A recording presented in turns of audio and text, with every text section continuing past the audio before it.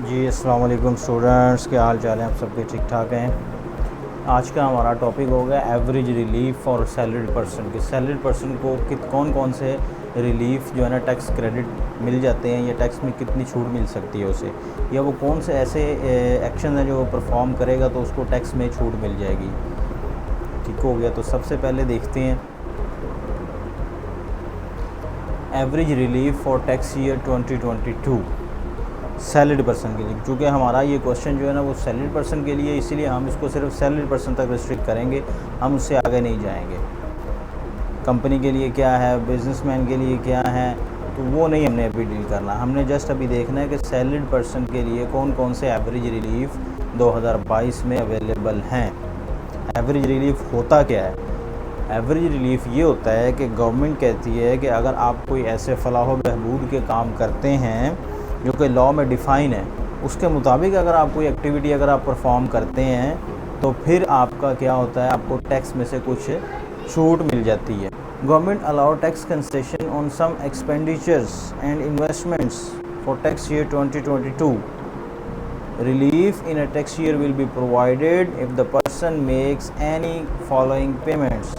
अगर इन दोनों पेमेंट्स में से कोई भी पेमेंट करता है टैक्स ईयर तो उसको क्या मिल जाएगी? छूट मिल जाएगी। डोनेशन टू चैरिटेबल पर्पस, ठीक है, सेक्शन 61 इसको डील करता है।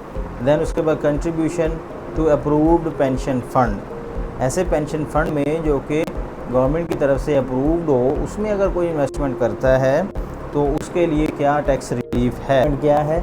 A person shall be entitled to a tax credit in respect of any sum paid or any property given by person in a tax year as a donation, voluntary contribution और subscription. तीन किस्म की उसने बात बता दी। उसने कहा या तो आप कैश डोनेट कर देते हैं, या आपने जो है ना कोई सब्सक्रिप्शन दे दी है, या कोई प्रॉपर्टी आपने डोनेट कर दी है, तो उसका ट्रीटमेंट क्या होगा?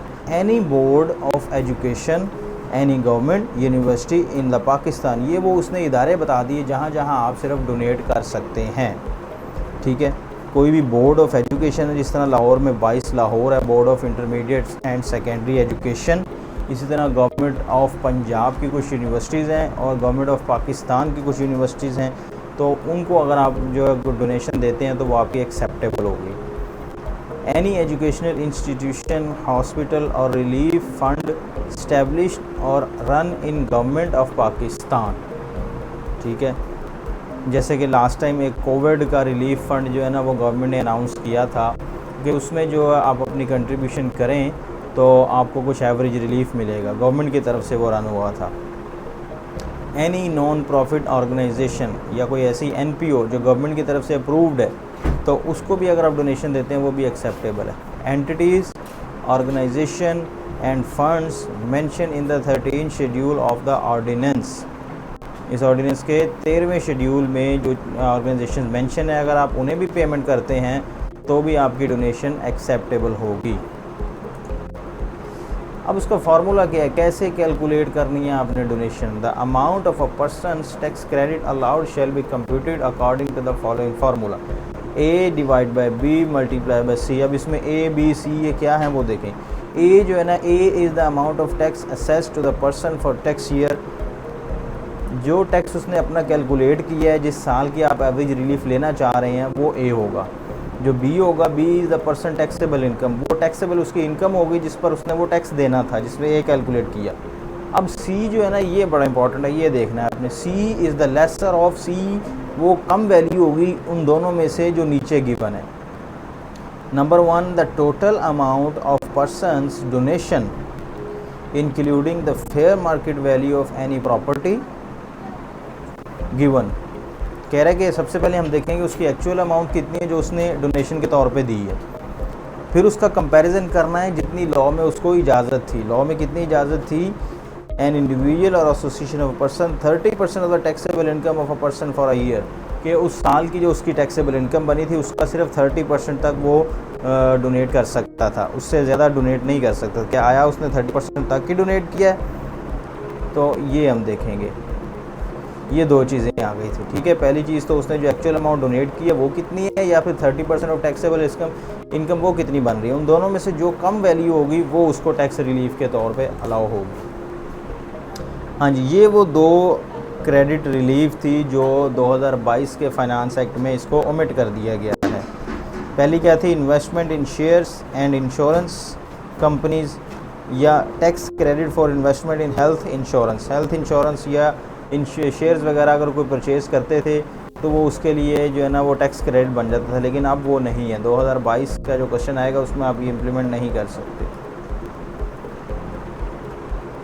अप्रूव्ड पेंशन फंड नंबर 2 जो अलाउ है वो दूसरी ये है। पहली तो डोनेशन हमने पढ़ ली, दूसरी क्या है, pension fund. N eligible person भी लॉ के अंदर बाकायदा उसकी डेफिनेशन है कि एलिजिबल पर्सन कौन कौन से होते हैं जिनको जो अप्रूव्ड पेंशन फंड ले सकते हैं। An eligible person deriving income chargeable to tax under the head salary और हेड इनकम फ्रॉम बिजनेस। जी ये दो पर्सन हैं जिन्हें ये जो है ना एवरेज रिलीफ अलाउ होगी, अदरवाइज तीसरे को अलाउ नहीं होगी। Shall be entitle to a tax credit for a tax year in respect of contribution or premium paid in the year by the person in approved pension fund under the voluntary pension system। ये सारा वो rule लिखा हुआ है कि जिसके तहत आप पेमेंट कर सकते हैं।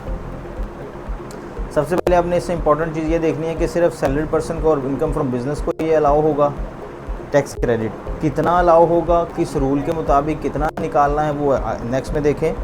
इसका भी फार्मूला वही है, A multi divide by B multiply C. A वही टैक्सेबल उसका जो टैक्स कैलकुलेट होगा वो, और बी वही जो उसकी टैक्सेबल इनकम होगी। सी उसी तरह लेसर होगा किन दोनों का, एक तो जो टोटल अमाउंट कंट्रीब्यूशन और प्रीमियम जो उसने उस साल प्रीमियम में कंट्रीब्यूट किया वो, या 20% of taxable income for the relevant tax year.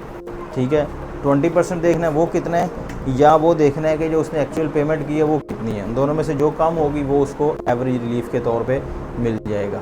जी तो स्टूडेंट्स, ये था आज का हमारा टॉपिक। उम्मीद है कि आपको पसंद आया होगा। नेक्स्ट इंशाल्लाह हम न्यूमेरिकल क्वेश्चन सॉल्व करेंगे इनकम फ्रॉम सैलरी के। तब तक के लिए अपना ख्याल रखिएगा। अल्लाह हाफिज़।